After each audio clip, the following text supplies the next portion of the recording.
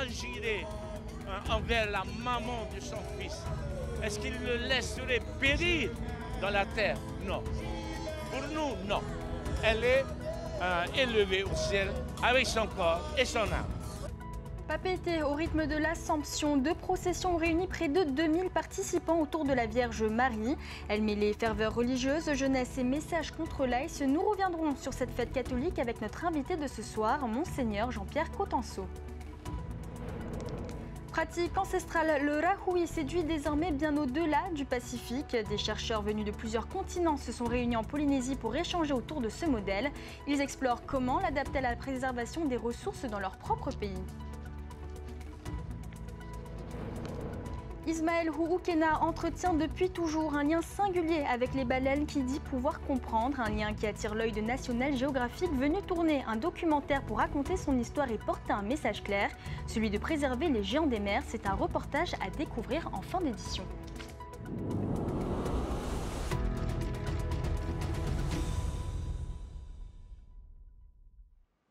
Yorana et bienvenue dans votre journal sur TNTV. En ce 15 août, la fête de l'Assomption a rassemblé catholiques et curieux dans les rues de Papeete. Les fidèles venus de 28 paroisses ont marché de Sainte-Thérèse et de la place Veiete direction Mariano Tehau. Entre prières, chants et messages contre l'AIS, près de 2000 participants ont mêlé ferveur et engagement. Nos journalistes Tauhiti Taunuamusan et Matei Horei étaient avec eux.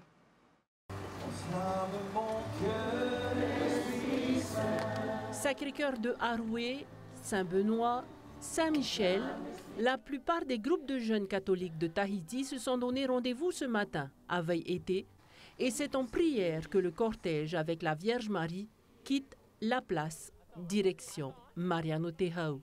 Chers jeunes, frères et sœurs, mettons-nous en marche au nom de Christ.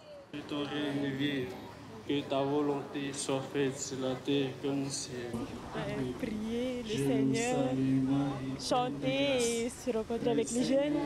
Ça représente un bel événement parce que c'est rare de voir des jeunes à cette grande fête.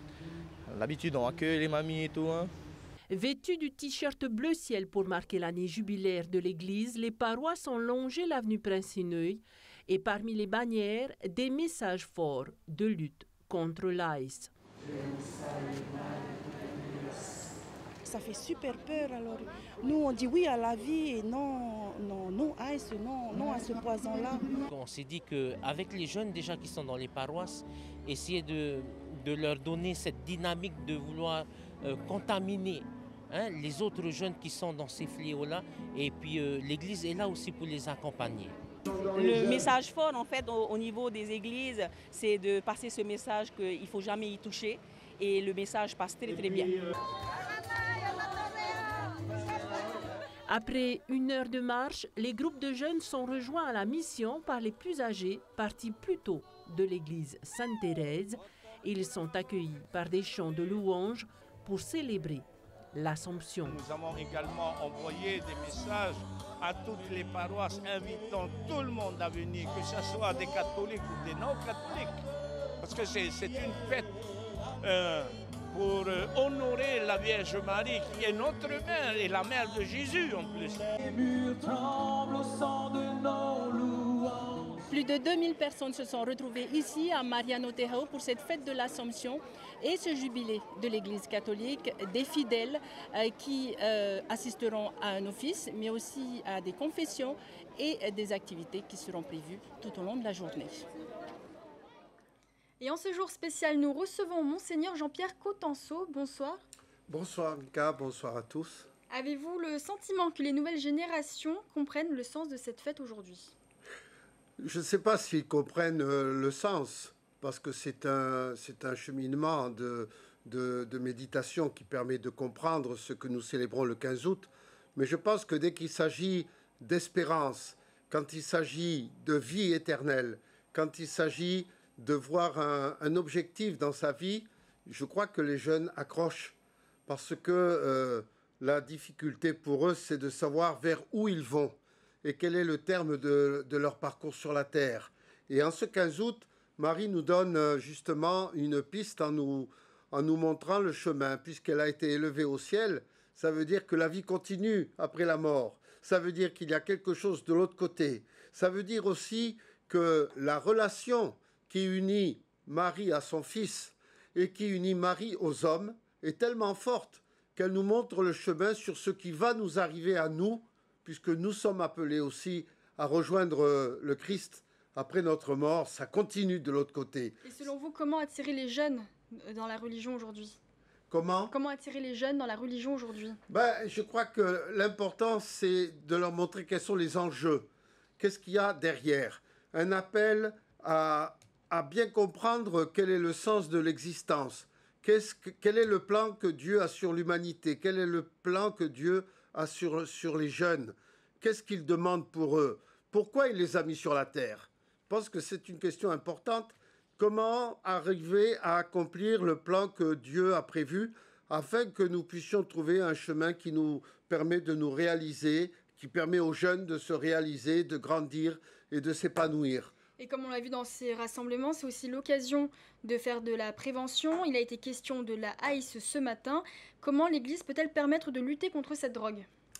Bien, je pense que le problème, que ce soit pour l'ice ou pour les autres drogues, c'est de savoir pourquoi les jeunes ont recours à ces pratiques.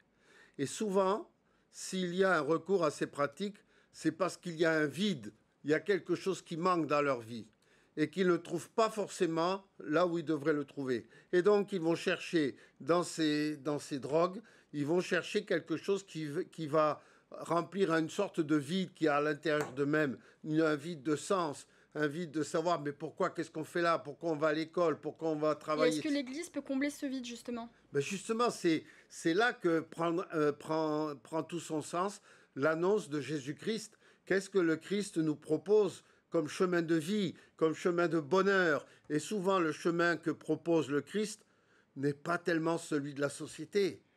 C'est un chemin qui invite à l'humanité, qui invite au respect de la vie, au respect de l'autre, qui invite au don de soi, qui nous dit que aimer, c'est donner.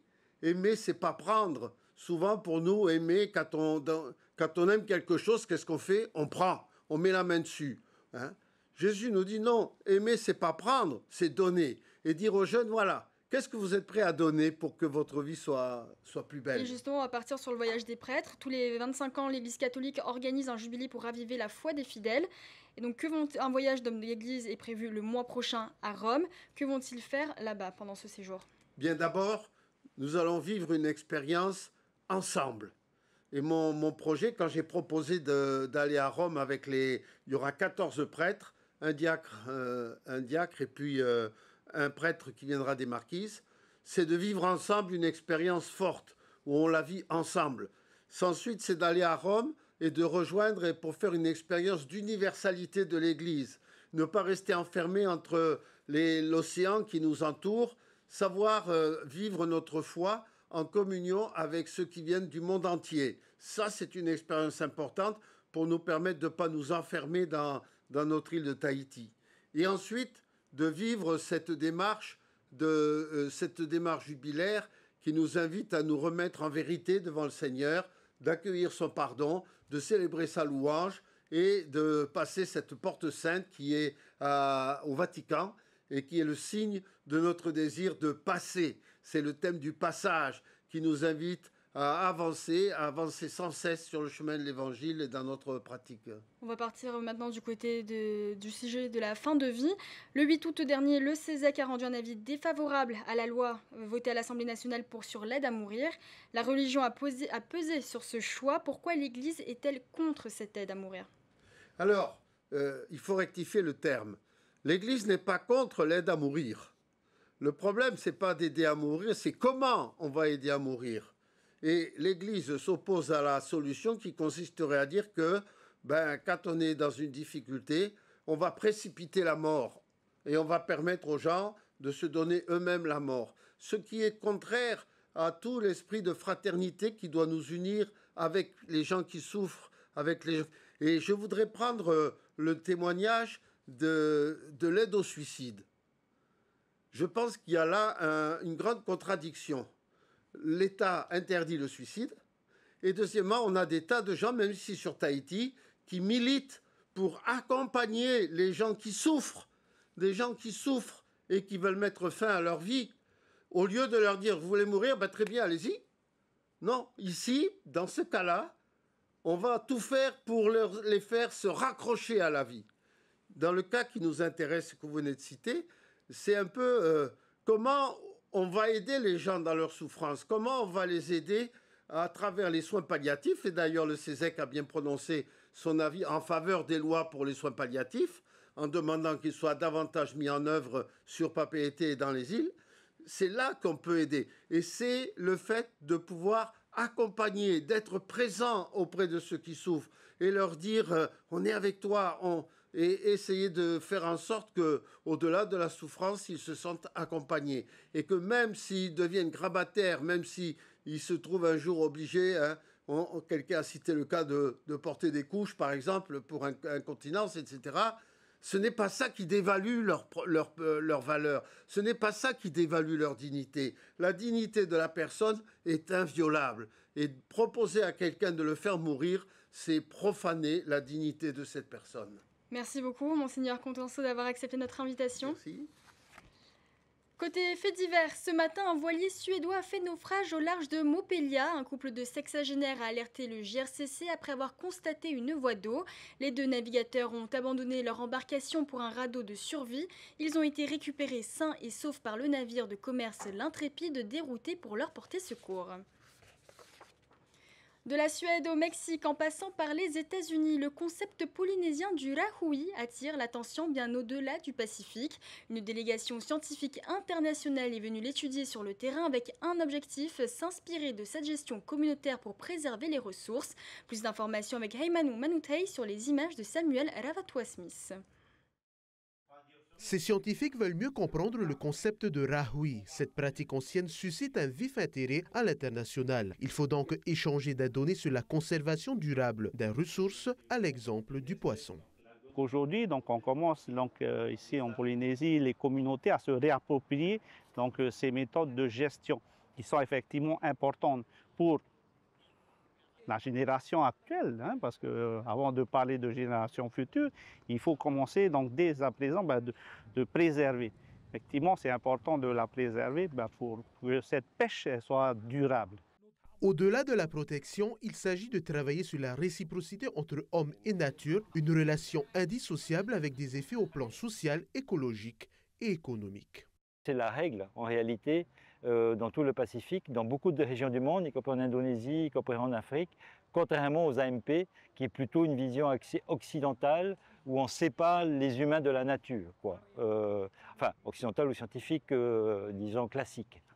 Dans une perspective anthropologique, il faut comprendre les dynamiques socio-écologiques des zones marines temporaires destinées à la reproduction des ressources.